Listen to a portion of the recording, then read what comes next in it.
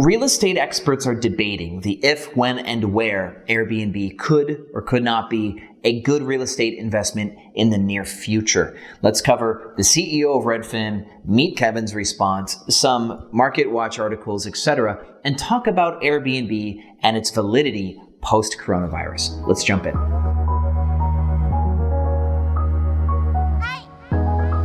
Airbnb family, YouTube world, welcome back. Now, Glenn Kelman, the CEO of Redfin, conducted an interview where he said Airbnb operators are toast and that there's going to be an exodus of people leaving major cities because the data from his company shows that people are trying to get out of New York and going to places like Madison, Wisconsin instead.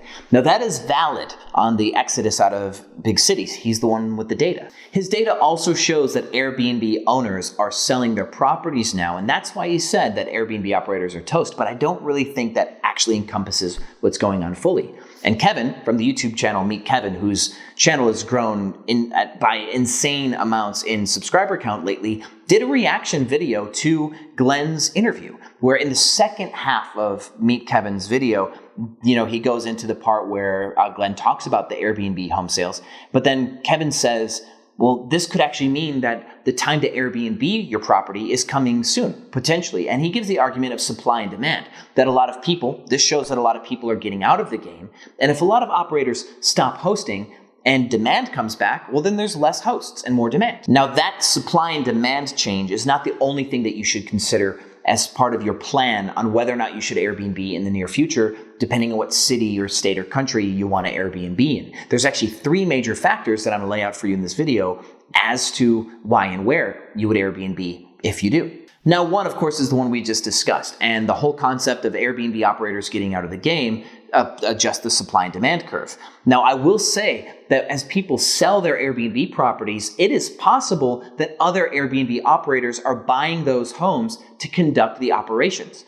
Or there's people who know that they can get an Airbnb operator in there because the home has back data from when times were good. So it's just like in the stock market where stocks tumble and everybody sells at the bottom and people are buying to hold those to use it for exactly its main purpose. See, these are short-term rental properties with a track record of success, but these Airbnb operators had a taste of blood because they lost money these last couple of months. April and May were bad. I mean, we're in the middle of May, and I know that I'm still going to lose some money in May, but I can tell you I lost a lot of money in April. I think June's going to be profitable for me, thankfully, but there are hosts out there that they just don't think it's worth it anymore after seeing, of course, how hard it is to host on Airbnb with guests, and that losing money sometimes, it's just not worth the squeeze. So they want out, but other hosts will want in. Supply will drop because of these sales, but I don't think it'll drop 100%. I think people will get back in. There are other people who Airbnb that don't own the properties. They rent. They do what I do. It's called rental arbitrage. Now, to get out of an arbitrage, you have to break your lease. Costs money.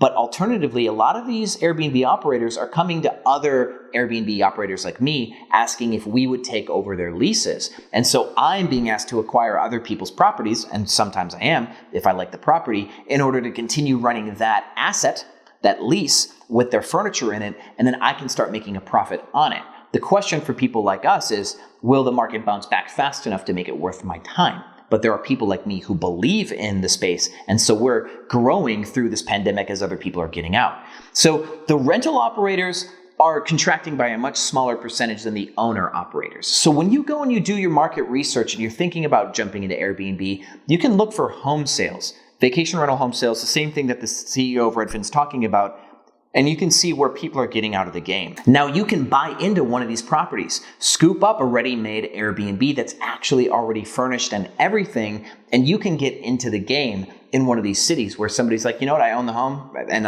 you can take it over as an Airbnb. I'll even sell it to you. No markup, even though the cash flow on an Airbnb in a normal market is 2, 3, 4 times that of a renter.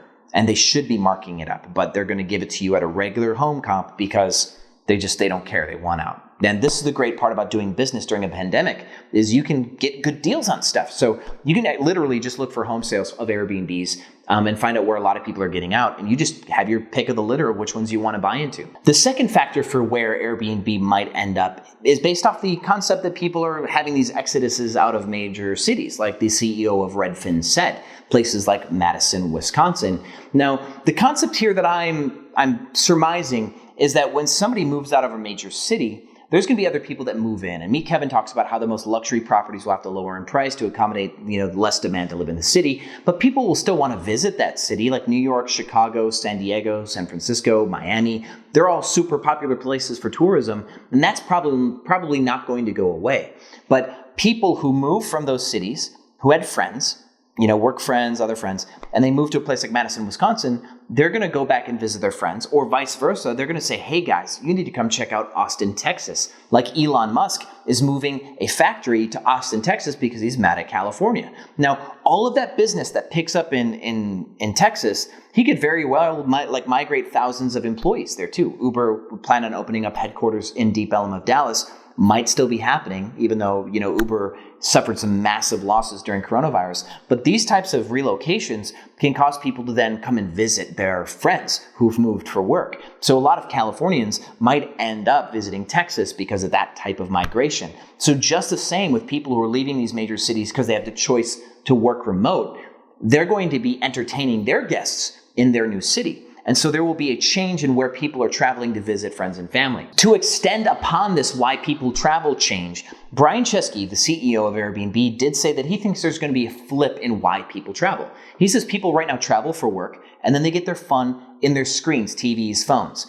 But because of coronavirus, people are now forced to be on their computer screens and their phones. They're working remote from their screens, and they're going to be traveling more for pleasure, more for leisure, which means that a bulk of why individuals are traveling will be changed in nature, which means the destinations will change because people will want to go where they want to go, not where work tells them to go. I will partially disagree and say that I think that there will be a bounce back of work-based travel before recreational travel because businesses are going to be in a hurry to start making money again. As you can see, a lot of people are pushing to reopen because of the dollar. People want to make their money, and businesses care a little bit less about the safety of their neighbor because they're businesses. So this is going to happen, but there's still a lot of people who have cabin fever and they kind of want to get out of their house because of the lockdown. So there will be a lot of travel on both sides of the fence. So we might see a bounce in travel, but where they travel will change for all of the reasons we just discussed. Now, this means where you pick up your property matters. The places that people typically would want to Airbnb may no longer be the hottest spots for Airbnb. You may find that Fredericksburg, Texas, or Madison or Milwaukee, Wisconsin, or Savannah, Georgia, that these are going to be the places that you're going to want to Airbnb in because of where people are traveling is changing. Now, this leads to number 3, because I think with both of these said, there will be a unique short-term opportunity, and that has to do with how hotels do their business. So within the next year or two, we might see that Airbnb hosts, short-term rental operators, have a better than average opportunity across the board because of hotels. Hotels, a lot of them are shutting down in major cities, urban areas. They're shutting down because, of course, they can't stay full. And it costs so much money to operate a hotel and to operate the restaurant inside and housekeeping and room service and all the amenities that they try to offer in these mega hotels. So what they've done is they've shut them down. And they've shut them down for a while. We're talking 12 months, 18 months shutting down of these hotels. So now as things go back to normal, as things bounce back, they're going to miss the upswing of travel because they're not going to reopen early. They're not just going to change their mind and reopen because all this stuff costs money. And they've strategically chose which hotels to shut down for what period of time, and it's part of a bigger plan. Big companies don't turn on a dime. So short-term renters, they can get into a market when there's an uptick in travel. They can set up a property in a matter of days by furnishing a place where they just sign a lease, and they can get the best deals on that property and start flipping it for income after this coronavirus pandemic ends. And hotels will have to be, in queue to catch up 6 months or a year down the road. Now, furthermore, with example 2, where people change where they're traveling, there's not hotels ready for this mass exodus. If you remember when fracking got big in Texas, Midland, Odessa did not have hotels ready for this insurgence of workers, all the oil workers, and hotel prices in the dingiest places like a Red Roof Inn or a Value Place Inn, like these extended stays, were jumping up to $300, $400 a night because there's nowhere for this surge of workers to sleep. So in a less dramatic case of an uptick of travel to normally not traveled medium-sized cities that are more cute on paper, there's going to be less hotels available. And because of this, Airbnb operators can take advantage of the absence of hotels until the time that hotels catch up and build. But the thing is, is also if Airbnb operators or short-term renters take up the margin, take up the space or the market share right away, there's going to be less room on the table for those hotels. And if people start to think, well, yeah, Asheville, North Carolina or Savannah, Georgia, if you go there or you go to Madison, Wisconsin, you just get an Airbnb. Like that's what you do when you go there because there's no hotels. That impression could be a lasting one, which can allow medium or small sized cities that have an uptick in travel. The short-term rental types can take the space and really brand the city as an app market instead of a hotel market. So I look forward to hearing your thoughts on this.